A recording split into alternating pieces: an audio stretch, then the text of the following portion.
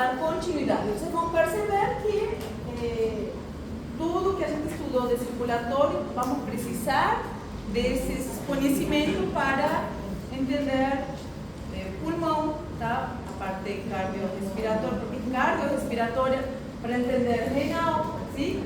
Todos aqueles conceitos de pressão hidrostática, pressão coloidosmótica. Então a gente só vai dando uma continuidade, a gente continua aprofundizando nos conhecimentos e vamos correlacionando, que essa é a parte legal. Agora tudo vai, daqui em diante, tudo vai fazendo sentido. Inclusive em cardio, né? Em cardiologia, nas primeiras aulas, tudo meio assim, avulso, enquanto a gente vai aprofundizando, tudo vai se unindo e vai fazendo sentido. Então imagina só quando a gente já começa a completar com a parte respiratória, quando começamos a completar com a parte renal, e em físio 2, com nervoso e endócrino, aí que já fechamos. Enquanto a hematologia, nós vamos ter somente 2 aulas, aliás, hoje são 2 e quinta-feira a terceira, e aí já começamos semana que vem com respiratório, tá? Sangue, nós vamos ver alguns conceitos de sangue, sim? Nós vamos, vocês vão terminar, vão completar esse conceito com, já viram em bioquímica? Bioquímica tiveram semestre passado? Não, bioquímica semestre que vem. Ótimo, então vocês vão completar a bioquímica no semestre que vem, sim? E o que devemos saber? Bom, enquanto ao sangue, vamos ver, vamos estudar, já vimos isso, tá? Que o volume sanguíneo faz parte do líquido extracelular, que é o intravascular, é o mais abundante. Ele corresponde mais ou menos a 8% do peso corporal. Nós temos aproximadamente 5 ou 6 litros, se for uma pessoa grande, de volume sanguíneo, tá? Esse volume, esses 5 ou 6 litros, por que eu falo 6? Porque se for uma pessoa de 2 metros, que pesa 180 quilos, vai ter um volume maior, tá? Mas não é tanto mais. Vocês estão vendo que não é proporcional, sim? Desse volume total, nós vamos ter sempre uma porcentagem que corresponde ao plasma e uma porcentagem que corresponde a eritrocito. Por que não falo células? Porque a porcentagem de outras células, que seriam os leucocitos, os glóbulos brancos e as plaquetas, é muito pequitiquitica, sim? Nós temos uma porcentagem muito menor. Então não dá para, inclusive para visualizar é muito difícil, sim? Então esse 40% é basicamente eritrocito. Desse volume, dessa porcentagem, nós deduzimos aí o hematocrito. Então o que é o hematocrito? O hematocrito é isso aqui, é a porcentagem de eritrocitos, de células ou elementos formes, sim? Esse 40% vai variar, como já falamos, entre o homem e a mulher. Por quê? Porque o homem tem mais massa muscular, sim? E ele tem mais massa óssea, então ele vai ter também mais medula óssea produtora, ele tem testosterona, tá? A testosterona no homem é também estimulante na produção eritrocitária. Então, nós vemos que sempre vai ter uma pequena diferença na porcentagem entre o homem e a mulher. A média na mulher é 36, 35 e a média no homem é 40, 43, a média. Então, quer dizer que no homem pode variar também de 35 a 45, sim? E na mulher pode variar, a variação um pouco menor, tá? Pode variar a partir de 32, 33%. Mas o que eu vou olhar especificamente? Nós vamos ver depois que essa porcentagem é assim, a grosso modo, que nós vamos avaliar e medir com maior especificidade, vai ser sempre a quantidade de hemoglobina para saber se o meu paciente está com anemia ou policitêmia. Anemia é uma contagem menor, sim? E policitemia é uma contagem acima do normal, maior, tá? A policitemia nós vimos quando falamos na parte circulatória sobre aumento de viscosidade, Sim, falamos que o aumento da viscosidade, a policidemia, ia causar uma diminuição do fluxo, tá? Um sangue que flui mais devagar e que aumentava muito a predisposição a formar coágulos. Então, nós temos essa divisória aqui, sim? Como é que eu consigo...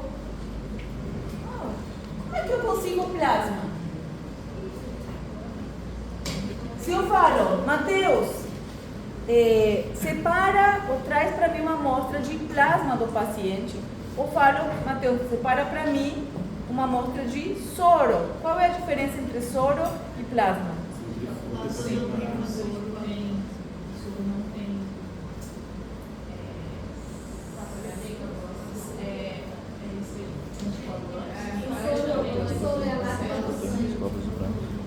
O soro não tem? Isso, ou seja, quando o Matheus foi lá e pegou o frasquinho, o tubo de ensaio para colocar o sangue, no do plasma ele vai colocar anticoagulante ou não? Ou no do soro ele vai colocar anticoagulante? Para separar o plasma ele vai colocar anticoagulante. E o soro? O que coloca? Nada. Então qual é a diferença? Isso, o plasma é rico em fatores de coagulação, cheio. O fator de coagulação está ali, novinho em folha. No soro, os fatores foram consumidos para formar o coágulo. E é perante ou mediante a coagulação que o soro acaba se separando. Tá? Então, quando eu tenho um tubo, sim, com plasma, como que eu vou separar o plasma?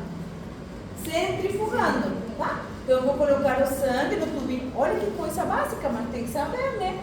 Coloco o sangue no tubo de ensaio com anticoagulante e esse plasma do soro vai sedimentar sozinho? Vai, porque a célula é mais densa, porém vai demorar um tempão. Então como que eu faço para separar? Como que eu acelero a sedimentação? Centrifugando. Então na hora que centrifugo, vou ter aquela separação das células e o plasma. Se eu pego esse tubo, eu tiro da centrífuga e faço uma chacoalhadinha, ele vai se misturar tudo de novo. Por isso tem que tirar com muito cuidado. Agora, como que separa o soro? O soro eu deixo o sangue ou numa estufinha ou a temperatura ambiente e ele sozinho vai coagular, tá? Rapidamente, olha, porque a coagulação é relativamente rápida. Inclusive, se mede. Mas o coágulo vai ser assim bonitinho? Não. A gente vai ver que o coágulo vai se formar de forma totalmente irregular lá dentro. Inclusive, você pode ir, enquanto vai coagulando, separando, né? E com uma pipeta, eu vou extrair depois, daqui dentro, o soro. Então, o soro não tem fatores de coagulação. Todos os fatores de coagulação foram utilizados para coagular aqui. Isso que vamos falar disso, que vamos falar na quinta-feira, sobre coagulação. Então, esse plasma é rico em plaquetas e é rico em fatores de coagulação. Esse plasma é muito útil na clínica. Sim? Eu não separo o soro, eu só separo o soro para fazer sorologia. El suero tiene plaquetas también. Ah, tá. Então, quinta-feira vamos ver que não. Elas vão ser todas atrapadas. O soro não tem nada, nem plaqueta, elas vão ser todas atrapadas aqui, no meio, no quadro. E o que nós vamos ter aqui então? Aqui tem tudo. Aqui nada, a coagulação não foi ativada, tá? Agora, aqui as plaquetas acabam sendo atrapadas dentro do cálculo. Tá certo? Esse soro, então, vai ser utilizado somente para a sorologia. Então, fazer determinações de que? De quantidade de anticorpos, de antígenos, presença de antígenos, que estejam disueltos com o soro, enfim. Agora, o plasma, na clínica, se utiliza muito, por quê? Porque ele é rico justamente em plaquetas e em fatores de coagulação. Então, ele se utiliza como reposição de volume, né? Se se precisar, mas principalmente para aportar, quando é necessário, fatores de coagulação. Como plasma não se utiliza para aportar plaquetas. Para aportar plaquetas, eu devo centrifugar novamente, tipo no banco de sangue. Você vai doar sangue. Alguém aqui já doou sangue? Tem que doar. Vocês poderiam promover uma campanha de doação, né, na faculdade? Geralmente o Coringa faz, né? Alguém fez isso esse ano passado? O Coringa, acho que foi esse ano. É? Foi o fim do ano passado. Eu ainda posso doar, eu sou princesa. Bom. Eu até queria doar. Sim, que eu falei pra você esses dias, né? Eu nunca tive esse problema, né? Então, quando a gente já tinha falado disso. Então, quando eu vou doar sangue na doação, você extrai 450 ml no normal, numa extração.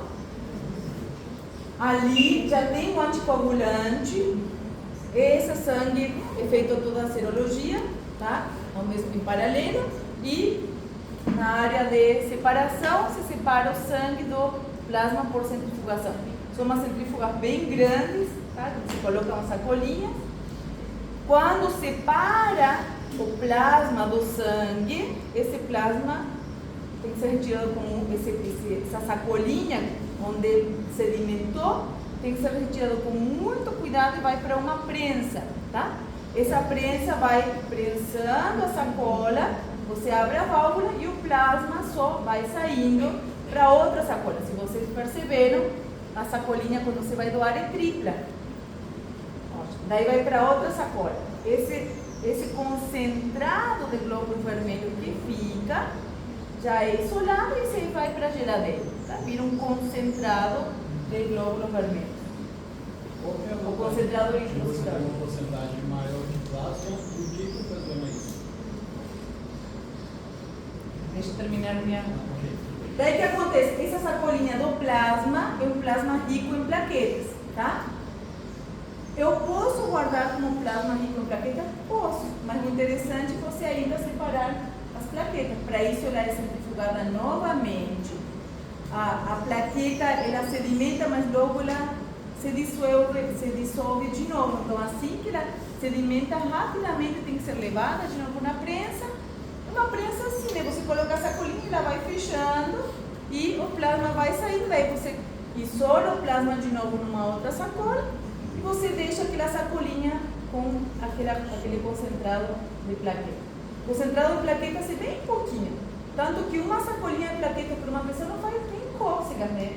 O cálculo é uma bolsa a cada 10 quilos.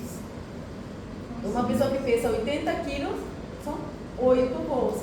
Ou seja, são 8 doadores. Só para uma transfusão de plaqueta. Isso. Porque a plaqueta, a validade no corpo é 12 dias. No tipo da bolsa, sei. Sim, você pode, mas assim, tem mais de, não equivale a 5 dias, mas a gente sabe, tem mais de 5 dias, ela já não tem mais o efeito. A adesividade dela já não é boa, tá? Sim? Então, Esse esse sangue é usado todinho. Como? O sangue é usado todinho. O sangue. É doado. Por isso, daí você separa o sangue que você doa, você faz concentrado eritrocitário, plasma e a plaqueta, concentrado plaquetário. Você faz 3 compostos de uma doação. Só que as plaquetas, eu preciso, tudo bem que se utiliza menos, né? Mas na época, no período que aumenta a prevalência de dengue, imagina cada pessoa que vai precisar transfusão de plaquetas é uma bolsa por cada 10 quilos e ainda fica fazendo pelo menos uma vez por semana ou a cada 4 dias. Quantos doadores tem que ir? É muito, tá? Bom, você fez uma pergunta. Quando tem muito sangue, Não é que as pessoas tivessem perguntado para a matéria, mas quando tem muito plasma, o consumo maior. é anemia. Se eu tenho, porque assim, não estamos focando aqui. Por quê? Porque esse aqui é o importante. Por quê? Porque esse aqui que vai transportar o oxigênio. E lembre que nosso foco é manter perfusão periférica, manter tecidos oxigenados. Então, esse é o foco do teu corpo todo. Faça funcionar. Eu preciso funcionar. Para funcionar, preciso de oxigênio. Então, qual é o meu foco? Meu foco sempre é avaliar. Eu não olho quanto plasma eu tenho. Sempre vou estar preocupada em quantos eritrocitos eu tenho. Então, falar que eu tenho pouco eritrocito é a mesma coisa que falar que eu tenho muito plasma. Então, se aumenta a porcentagem de plasma, é porque está diminuindo a porcentagem de eritrocito. Algumas vezes, quando eu fiz as comentários, eles me chamam porque o meu sangue tem muito plasma. Aí eles estavam encerrados e eu gostaria que você desse aqui mais traduado. Não existe ter muito plasma. Você deve ter algum fator, ou algum anticorpo, ou muita plaqueta, talvez. Tem muito plasma. Não tem, não, mas, raciocina comigo. Essa aqui é uma porcentagem. Se tu tem muito plasma, tu tem pouco eritrocito. E aí tu não pode doar. Tu deve ter muita plaqueta, talvez. Tua contagem plaquetária talvez deve ser alta. Mas não plasma, é plaqueta. Eles falam plasma. Com certeza. Agora tu sabe falar plasma? Sim? Tá certo? Você entende isso aqui? Por quê? Porque o plasma tem tudo. Tá? No plasma vamos ter o quê? Vamos ter no plasma todas as substâncias eletrolíticas e as não eletrolíticas. Sim? Aqui. Dependendo do tipo de sanguíneo, tem mais plaquetas do que outro? Não. É mito isso. Tá? E são só teorias. Que o tipo sanguíneo isso, é tudo. Não tem base, evidência científica sobre isso. Bom, mas tem pessoas que não têm mais contagem plaquetária do que outras. E não é ruim ter mais plaquetas. Você pode, nós temos um rango do mínimo ao máximo, tá? Você pode estar mais perto do mínimo, mais perto do máximo, continua sendo normal. Fala que é ótimo, porque eu vou doar mais e tal. É porque teu sangue tem mais plaquetas. Sou deduzível que seja isso, né? Na próxima vez você fala, tá, mas que componente do plasma? Do plasma eu sei que... Tá bom? Então, olha só, das substâncias, tudo que já vimos, no celular, no intravascular. Vamos ter todos os eletrolitos, sim? Bicarbonatos, as proteínas, tá? Por que a proteína é uma substância eletrolítica? Questão de água? Puxa água. Por que a proteína é uma substância eletrolítica? Que se refere a substâncias eletrolíticas? Ela tem carga, exato. A glucosa tem carga? Não. A proteína tem carga? Não. Isso aqui são todas substâncias orgânicas ou inorgânicas, mas não tem carga. Agora, para ser eletrolítica, ela tem carga. Sim? Bicarbonato tem? Sim, tanto que do bicarbonato eu posso fazer um ácido, que é o ácido carbônico, ela solta hidrogênio, acho que em português, ela se une ao hidrogênio e a proteína ela tem que carga? Qual é a carga da proteína? Positiva ou negativa? Negativa, tá? E ainda ela tem muita carga, ela é enorme, tá? Ela é grande. Compara o cloro, que tem carga negativa, com a proteína. Proteína é uma substância bem grandona com carga negativa. Sim. Bom, o que nós vamos focar dentro desses, porque a parte de leucócito vocês vão ver em imuno, tá? Todas as funções imunológicas. Nós queremos falar um pouquinho hoje sobre o hematis e ainda não vamos terminar de falar sobre hematis agora, a partir de semana que vem, em respiratório. Mas eu devo entender que o hematis tem 3 funções principais, uma função importantíssima, que é carregar a hemoglobina. A hemoglobina, vocês vão ver em bioquímica, toda a parte bioquímica da formação. Essa hemoglobina está formada por um grupo M, o hemo, que contém no centro como matéria-prima quem? O grupo hemo, o ferro, tá? O ferro, ou seja, sem ferro eu não formo esse grupo hemo. e se une esse grupo hemo a uma proteína globular que se chama hemoglobina, por isso se chama hemoglobina, tá? É a união do grupo hemo com ferro e a globina para formar hemoglobina. Essa hemoglobina vai ser formada, tá? E vai ser formada dentro do eritrocito. Esse eritrocito vai ser carregado de essa substância que é a hemoglobina. Essa hemoglobina é sumamente importante porque, primeiro, que o eritrocito é cheio de hemoglobina. E essa hemoglobina é a que vai subir a quem? Ao oxigênio, tá? Então, ela é a principal transportadora de oxigênio. Quando eu posso ter um volume eritrocitário, ou seja, uma quantidade de eritrocitos perto da normalidade, porém com pouca quantidade de hemoglobina, tá? Então, é importante que essa hemoglobina esteja em grande quantidade. O que pode causar diminuição de hemoglobina? Anemia? Se ela é formada pelo grupo hemo e a globina? O ferro, é isso. Então, baixa quantidade de ferro pode fazer com que eu produza, tipo, a minha produção de hemoglobina seja menor. Qual é a outra função? Fala. Eu já ouvi dizer, não sei se realmente isso procede, que a vitamina C é essencial na absorção de ferro. Como? A vitamina C é essencial na absorção de ferro. Seria nessa... Melhora, não é essencial. Ela seria importante na hora de agregar o ferro ao documento? Não, sobre a absorção Intestinal. só, exato. Mas não é essencial. Você absorve ferro mesmo assim. E que tipo de ferro? Qual é o ferro que melhor se absorve? Sempre ferro de origem animal, tá? Então não é todo ferro que tem a mesma absorção. Ah, mas o feijão tem ferro. Mas você absorve muito melhor o ferro da carne do que o ferro do feijão, tá?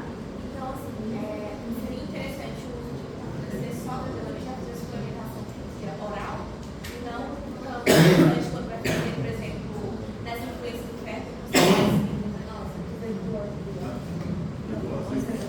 Incidente de cadeia. Olha a pergunta dele. A vitamina C. Já ouviram falar que a vitamina C melhora a absorção? Então, melhora a absorção de ferro somente no intestino. Inclusive, muitos mandam tomar o ferro, porque o ferro pode vir em cápsulas ou líquido, que tem melhor absorção ainda.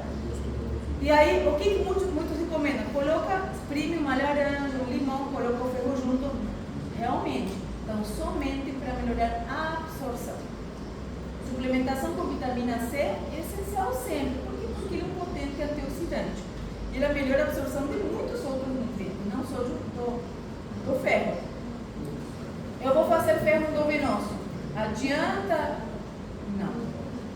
Por quê? Porque não tem nada a ver, tá? Por que essa cara? Já te falaram que sim? Tá. Mas era que tu... porque quando você vai ver, melhora a absorção. Existem diferentes vias de aplicação e a via que você aplica faz diferença. Quando que eu vou usar um ferro endovenoso? Uma pessoa com anemia fraquinha ou uma pessoa com anemia mais intensa? Por que eu uso medicação endovenosa? Qual é a diferença de usar medicação via oral e endovenosa? Isso, eu estou poupando uma etapa, que é a etapa da absorção intestinal. Por quê? Porque eu sei que na absorção intestinal se perde muito. Como assim que se perde? Sim. Por exemplo, se eu tiver uma dieta gordurosa, pode atrapalhar na absorção de vitaminas e minerais geral? Pode. Se eu tiver uma intolerância a carboidrato, tipo a lactose, ou se eu tiver... Se eu tiver uma... Não, tranquilo, achei que fosse o meu. Se eu tiver uma má absorção, por exemplo, de carboidratos, sim? Não estou falando de uma doença celíaca. Pode alterar a absorção? Pode, tá? Se eu tiver uma hipermotilidade intestinal, pode alterar a absorção? Pode. Se eu tiver uma alteração na secreção gástrica de ácido, pode alterar a absorção dos alimentos? Pode, tá? Então, existem muitos fatores que podem alterar a absorção de nutrientes. Vamos falar geral, porque é geral nutriente. Então, se eu tenho um paciente com anemia, eu já sei que a anemia é ferropênica, também tem isso, não é que toda anemia se trata com ferro. Não, tem anemia com déficit específico, tá? Então, se eu tenho uma anemia por déficit de ferro, que se chama ferropênica, seria por falta de ferro, eu vou aplicar ele por via oral, se for uma anemia incipiente, se ele está começando, sim, ou se for uma anemia bem borderline, se for mais intensa, já vou fazer isso. Você entende a diferença? Ótimo. Então, a via de aplicação não tem melhor ou pior, depende de cada caso, você tem que avaliar cada caso em caso.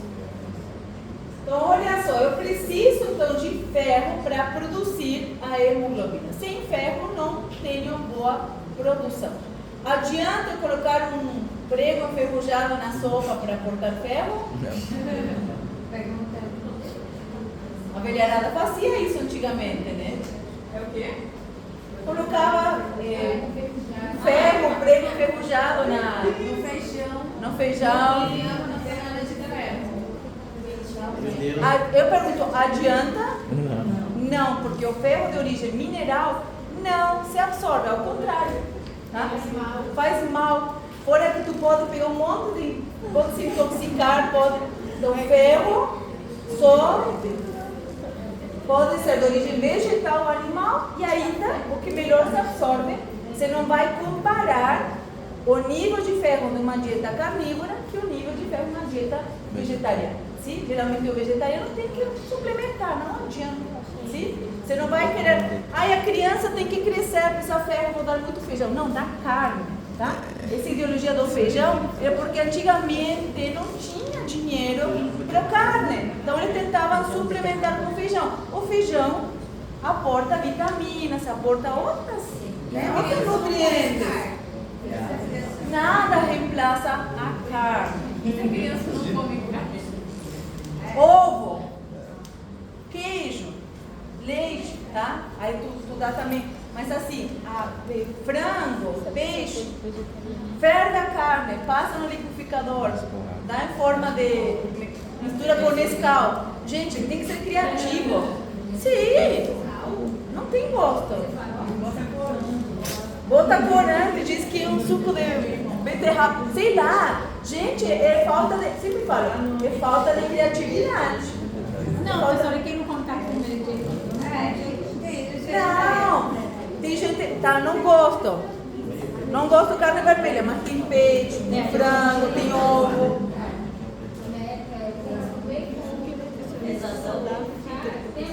Só que a carne vermelha é necessária. Quem não come carne vermelha por opção, uma coisa, porque tem nojo e outra. Agora, por opção, tem que reavaliar as opções. Mas professora, também aumenta a ingestão de legumes. Não reemplaça. Não substitui. Nada substitui nada substitui o legume, nada substitui a carne. Você pode compensar, suplementar. Mas cada um é cada um, né? Nós somos carnívoros, por natureza. Sim, a nossa absorção é baixa. Fala.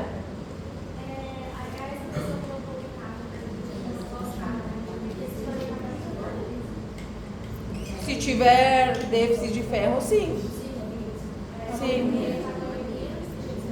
Sim.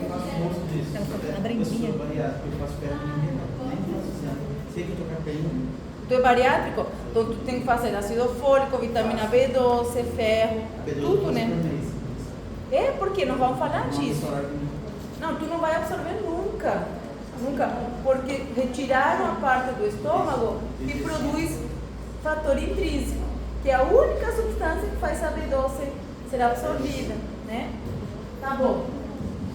Então o bariátrico, por isso que o bariátrico tem que ser muito bem, não é brincadeira. Eu quero perder uns 10 quilos, faço uma cirurgia bariátrica. Não. Bariátrico é uma questão de vida ou morte. Uma pessoa que está no caminho da morte. Se eu não fizer a cirurgia bariátrica, ele vai morrer. E você já tentou tudo que existia no mundo E ali a bariátrica é a última opção da surgeon. Por quê? Porque o paciente bariátrico é um paciente imunodeprimido, que aumenta, tem elevadíssimo fator de risco para um monte de doença, um paciente que vai ser desnutrido de por vida, tá? E um paciente que nunca vai poder relaxar, então, nunca vai poder parar de ir no médico fazer um check-up e controle. Então você tem que sempre pôr na balança e explicar isso para o paciente. Tem paciente que querem fazer a bariátrica só para emagrecer depois. Engorda do mesmo jeito depois. E também tem isso, né? Aos 5 anos, 80% não recupera o peso, mas recupera pelo menos 50%, 60% do peso que perdeu.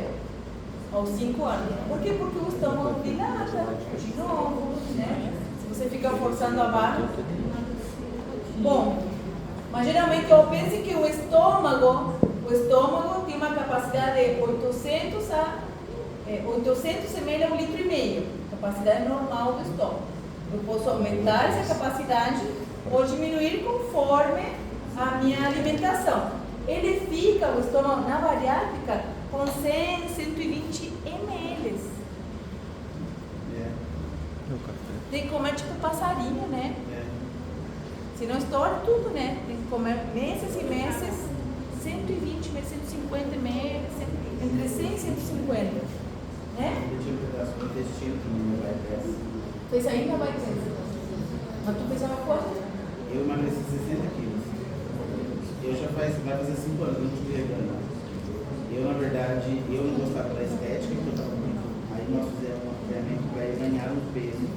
Cada estética, o peso da sua cabeça e. Né? Mas eu não tive reganho. Mas eu sou muito relaxado com essas meninas. Mas eu não tive reganho. Só que eu tenho bastante problema. Problema com dumping, problema com. Não consigo comer qualquer coisa, eu tenho problema com fígado, tenho problema com. Sim. A lista, mas foi passado para você tudo que ia acontecer com a bariátrica. Eu fiz bariátrica. acompanhamento psiquiátrico por 1 ano durante o processo. Isso. Porque mesmo fazendo a bariátrica, ainda tive que emagrecer 12 quilos para diminuir o risco da A cirurgia do pós-cirúrgico. É porque você faz a bariátrica sendo obeso. Sim. Então você vai ter todas as complicações da obesidade no pós-operatório. 2020, né? Por Covid.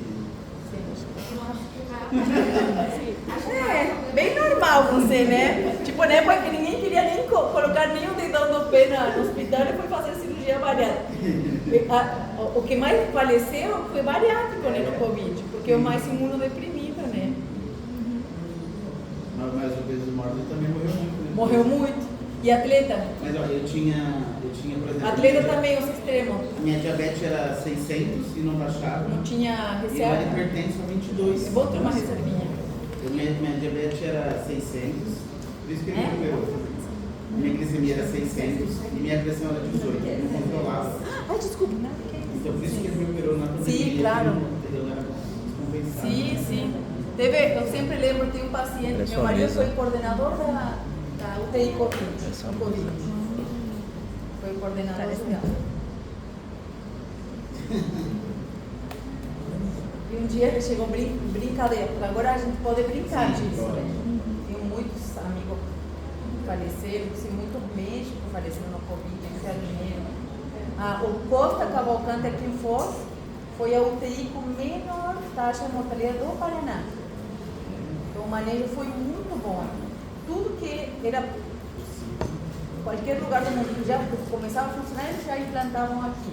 A prefeitura aqui foi muito boa na época, ajudando. Fizeram uma parceria com o Albert Einstein, em São Paulo. Então, sim, então aqui a taxa, imagina, foi melhor taxa de mortalidade do Paraná e a terceira melhor do Brasil, aqui em Foz. Então, foi muito bom o manejo. Mas sim, né, mesmo assim, e os pacientes, aqueles pacientes natureba, né? Não, só como comida natural, só como comida orgânica, só como tudo vegetariano, não faço isso, treino 5 horas por dia, esse também já procura, direto. Também se ela faz imunodeprimido, ela passa com imunodeprimido.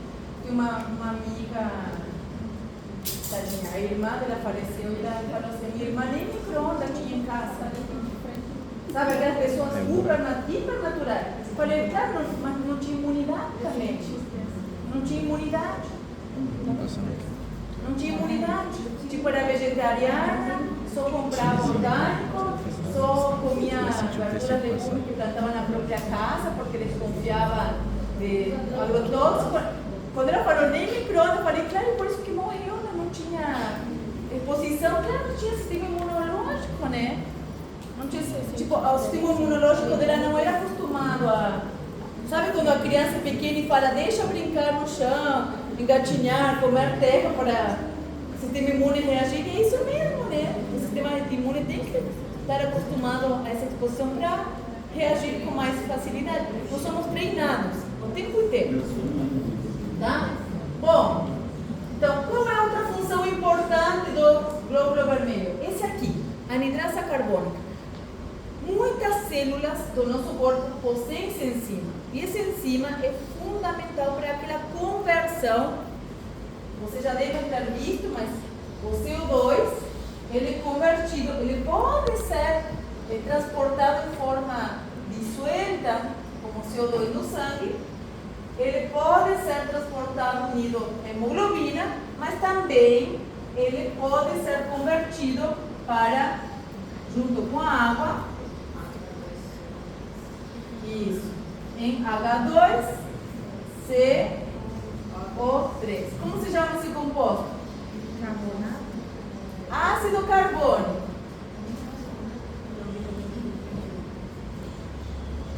O ácido carbônico é um ácido sumamente importante porque ele é um ácido débil. É um ácido que assim que se forma, ele é muito inestável. Então assim que ele se forma, ele se divide. Se divide em que o ácido carbônico? Se divide em hidrogênio e um hidrogênio e perde um hidrogênio, então fica HCO3 e agora sim é o quê? É bicarbonato. É o bicarbonato. Então, quando o ácido carbônico perde um hidrogênio, aí se vira bicarbonato. Essa conversão para ácido carbônico, quem faz, a única que faz é a anidrasa carbônica. Então, nós temos no glóbulo vermelho, então o glóbulo vermelho no corpo inteiro está fazendo essa conversão, tá? Temos nas células citosina, tem várias células que possuem essa enzima.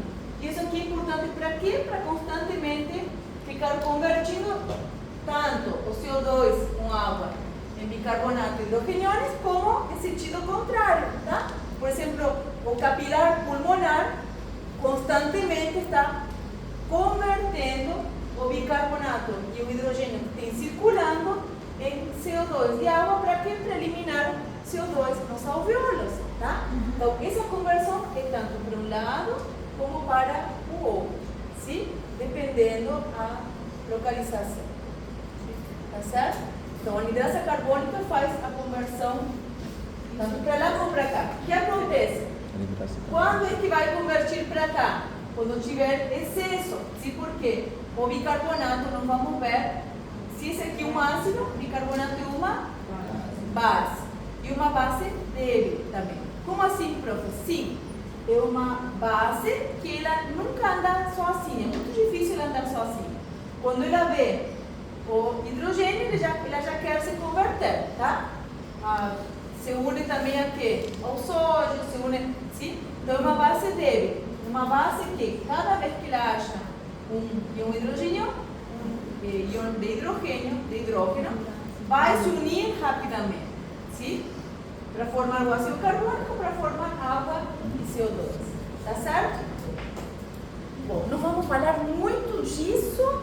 Agora é respiratório, que é a forma de eu conseguir eliminar CO2.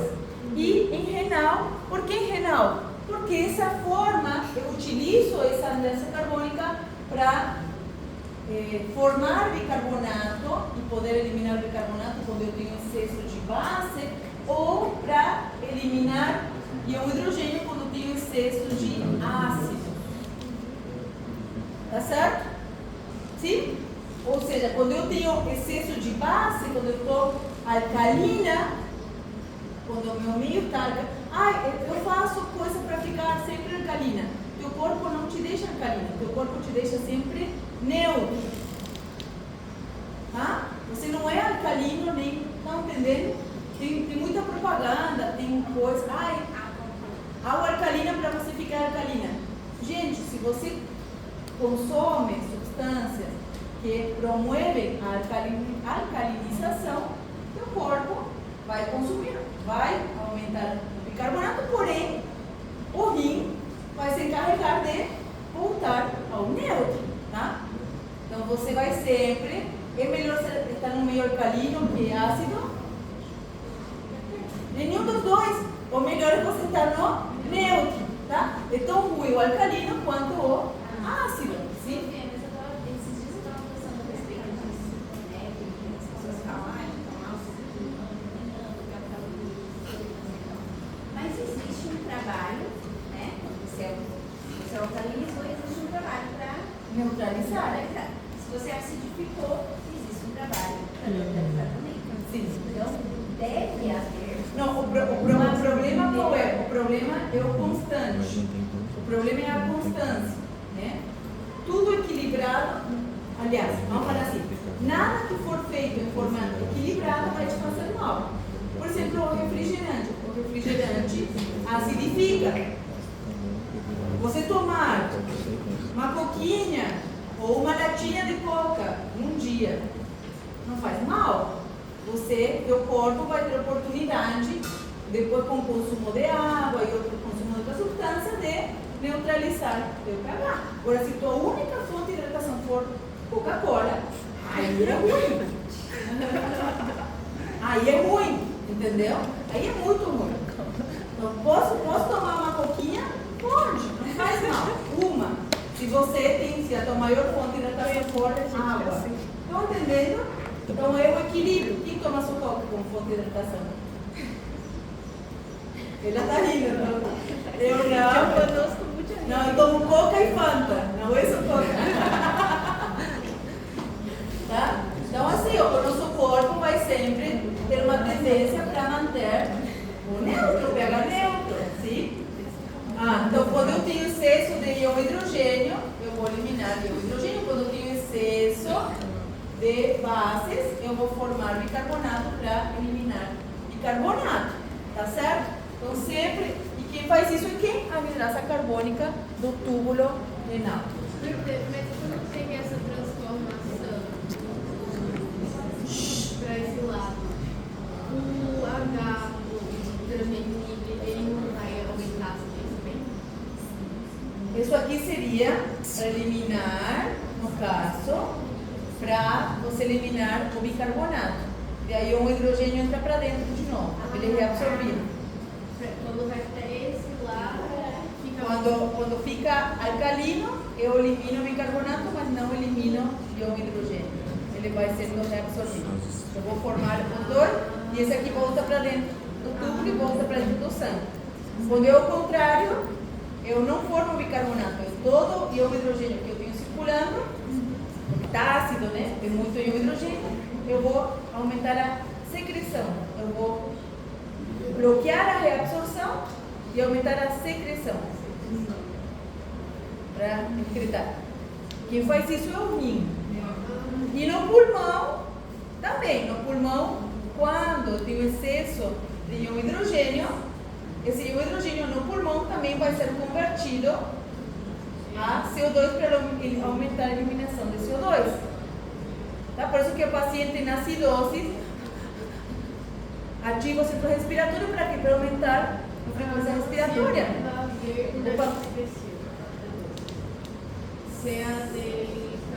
Não vamos falar na regressão, é diminuição da absorção. E no caso do hidrogênio, sim, ele se secreta. Uma das poucas substâncias secretadas. Não vamos chegar lá, calma. Mas, para eu eliminar o hidrogênio, eu vou aumentar, diminuir a reabsorção e secretar. Normalmente eu não secreto. Eu regulo o pH, aumentando e diminuindo a reabsorção. Tá? Tá certo? E no pulmão, aumento a frequência respiratória para aumentar a liberação. Tá? Então vamos falar disso. E dentro dos mecanismos de regulação do pH, tem essa função super importante, que é a função de amortecedor ou buffer. O que é um amortecedor?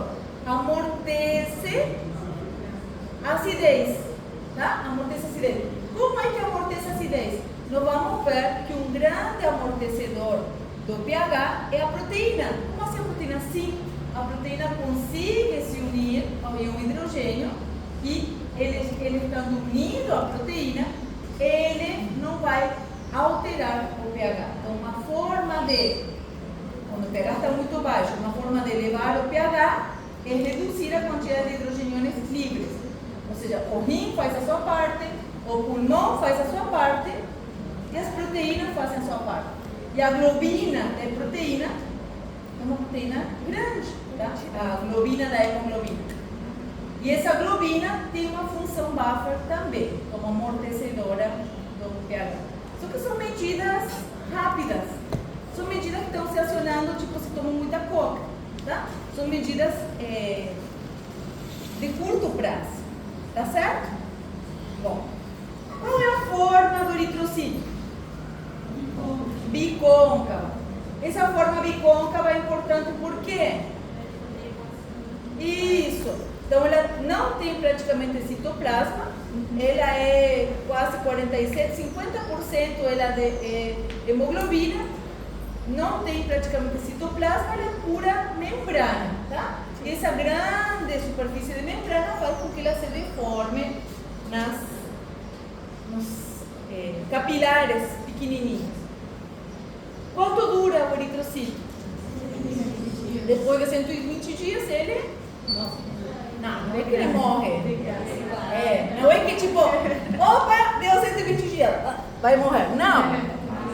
Isso, mais ou menos, depende. Então, a partir dos 100 dias, a membrana dele começa a ficar menos flexível, tá? A membrana menos flexível, e já não consegue se deformar tão bem. Então, quando passa por capilares pequenininhos, como por exemplo no vaso, sim? E no vaso nós temos aquele capilar bem estreitinho, ali que é meio que o filtro, tá? Lembre que o vaso é o nosso grande filtro. A gente estuda isso, mas estuda em que sentido? A gente acha que um filtro, tipo um filtro de água, não é um filtro. Por que nós chamamos de filtro? Porque no vaso nós temos capilares bem estreitinhos. Então qualquer célula que não tem a mesma capacidade de deformação, ou seja, um eritrocito com as membranas mais rígidas, vai ficar ali, tá?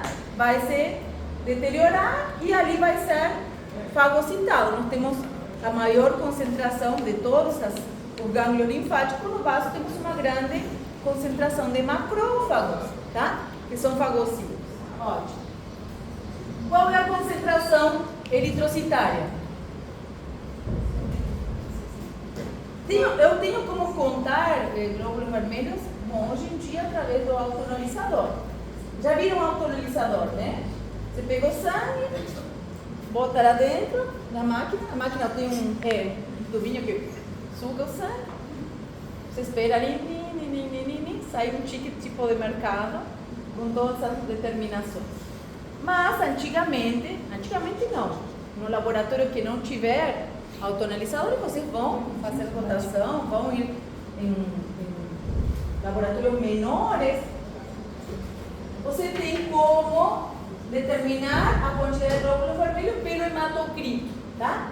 O hematocrito, como eu falei, a porcentagem desse hematocrito, para eu calcular o hematocrito, isso aqui não se fazia...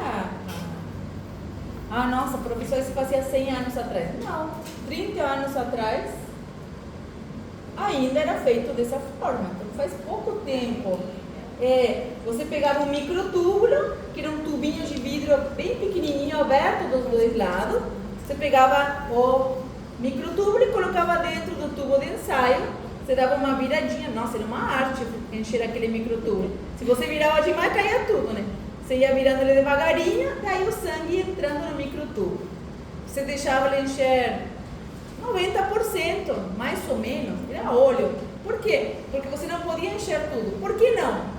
Porque você tinha que deixar uma partezinha sem sangue, que a parte que tu precisa queimar. Falei que um tubo aberto dos dois lados.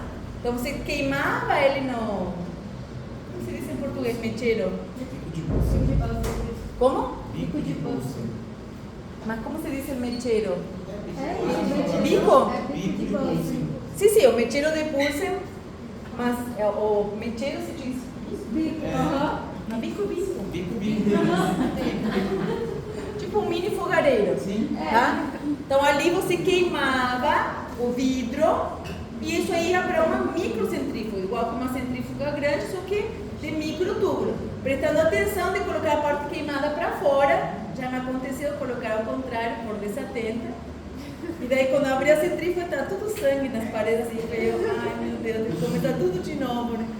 Aí o que acontece? Aí sedimentava rápido, e você ia com aquele tubinho numa tabelinha assim, tá? Uma tabelinha que tinha uma linha, tá? E você tinha que ir comparando o hematocrito, que você via ali a porcentagem, você ia comparando o hematocrito, vamos colocar aqui o tubinho, e meu hematocrito dava certinho aqui, por exemplo. Pronto, eu comparei, nossa, bate ali. Ali tinha, por exemplo, aqui, 35, 36, 37, 38, nini.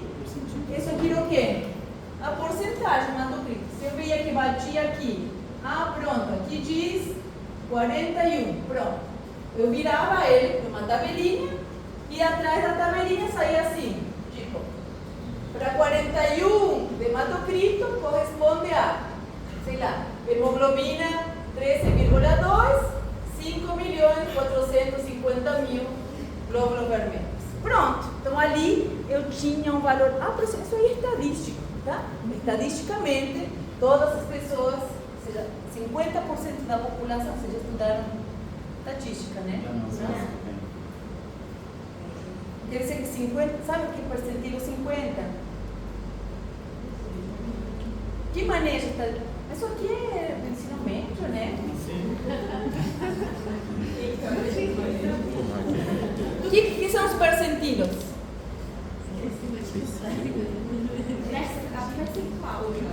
Uma percentual. Alguém não fez uma? Nunca se comparou? Da minha idade, vamos fazer de conta. Idade, vamos colocar aqui a estatura, para minha idade. Sim, você pode colocar qualquer, sempre tem que ser duas variáveis. É alguma coisa média comparada à sua idade? Isso, então eu sei que para minha idade eu tenho que ter essa estatura. Sim. Isso aqui só vale em criança, né? Vai crescendo, já não. Aqui já seria a idade, circunferência, estatura. Então você sabe que ali tem. Então para essa idade tem que ter essa estatura, para essa idade tem que ter essa estatura. Sim? Já viram essas curvas? Você pode comparar qualquer coisa. Aí, isso aqui se chama percentilos. E tem uma curva no meio. Se chama percentilo 50. O que quer dizer percentilo 50? Que 50% da população mundial bate nisso aqui. Depois tem o percentilo 25 e depois tem o percentilo 75. Quer dizer que só 25% da população tem esse e só... Não, 25% está acima da média. Então aqui 25% abaixo da média, 25% acima da média. Estão entendendo? Sim. Então aqui você vai se afastando da média para baixo, vai se afastando da média. A média é 50% da população, tá certo? Então o que são isso aqui? Esse 50%, esse ali seria o percentilo 50 do hematocrito para hemoglobina. Hoje em dia, sim, o autoanalisador, ele determina tudo. Ele determina a hemoglobina, determina o hematocrito, determina a quantidade de glóbulos vermelhos.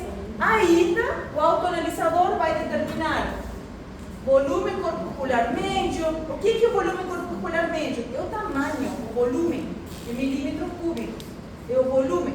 Determina a hemoglobina corpuscular média. O que é hemoglobina? É a quantidade de hemoglobina por milímetro cúbico em porcentagem. E tem outras várias determinações. Esse aqui é muito interessante. Por quê? Esse aqui também. Porque esse aqui me diz o tamanho, tá? Que geralmente é de 80 a 100. Esse aqui me diz a quantidade de hemoglobina. Mas esse aqui é o mais importante, por quê? Porque o tamanho do eritrocito é importante para determinar, por exemplo, os tipos de anemia, tá? As anemias que são macrocíticas, com eritrocitos grandes, ou microcíticas, com eritrocitos muito pequenininhos. E esse é? Normocítica seria normal, de 80 a 100. Que seria?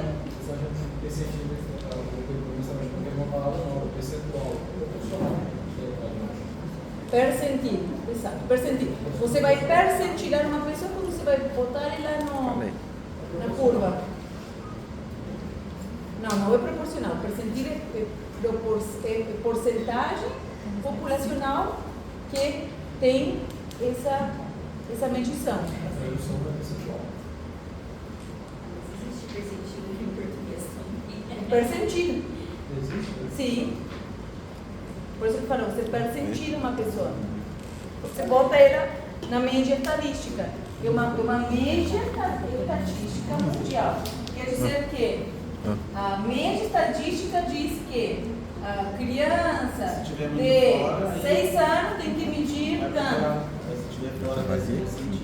Se estiver abaixo da média ou acima da média, você tem que olhar fatores genéticos. Se a mãe mede 1,40 e o pai mede 1,60, você não vai pretender que a criança esteja na média, porque os pais não são na média.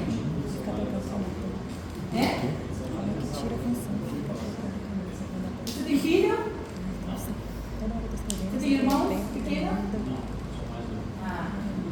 Mas quem teve filho teve que levar no pediatra e fazer isso. Mas isso aqui, eu sei porque minha filha vem no ensino médio, meu filho estava vendo isso na... Não tem não. São curvas, né? É de estatística.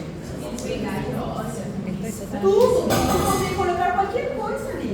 Então, falando de medicina, mas você consegue colocar na área da engenharia, da área da alimentação, da área de qualquer área. Né? Eu quero isso. Mas assim, é só comparar duas variáveis, só isso, tá certo? Bom, aqui ficou claro então, quantidade. Qual é a quantidade normal de um hematocrito? Entre 35 e 45. Qual é a quantidade normal de hemoglobina?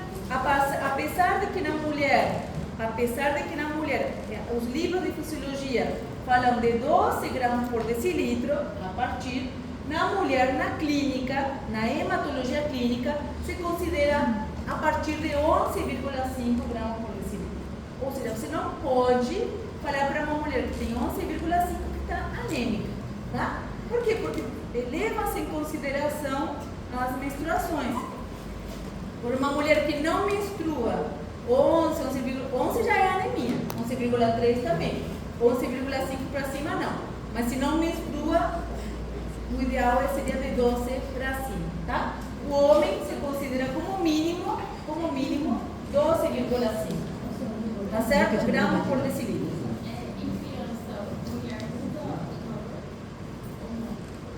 Sim, na pediatria tudo diferente.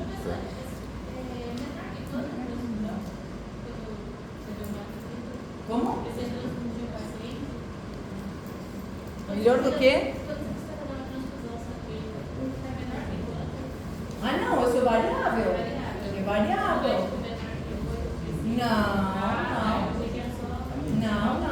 Porque, ó, eu preciso 12 gramas por decilitro no mínimo para poder ter uma boa oxigenação.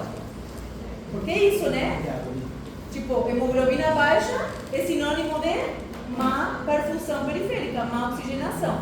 Então, se eu tenho uma hemoglobina de 8, eu vou ter uma má oxigenação. Porém, se essa hemoglobina de 8 se instaurou lentamente, muito lentamente, e meu paciente foi acionando mecanismos compensatórios, meu paciente clinicamente está bem. Eu preciso transfundir? Não. Agora, uma hemoglobina de 8 que se instaurou de forma aguda e meu paciente está com mal-estar, dor de cabeça, tontura, dor no peito, falta de ar, precisa, porque está tendo manifestações importantes. Então, depende, isso aqui é importante, gente, não tem um nível de corte, tá? Todo paciente anêmico deve ser avaliado. Você não pode sair transfundindo, porque é um transplante de órgãos. A transfusão de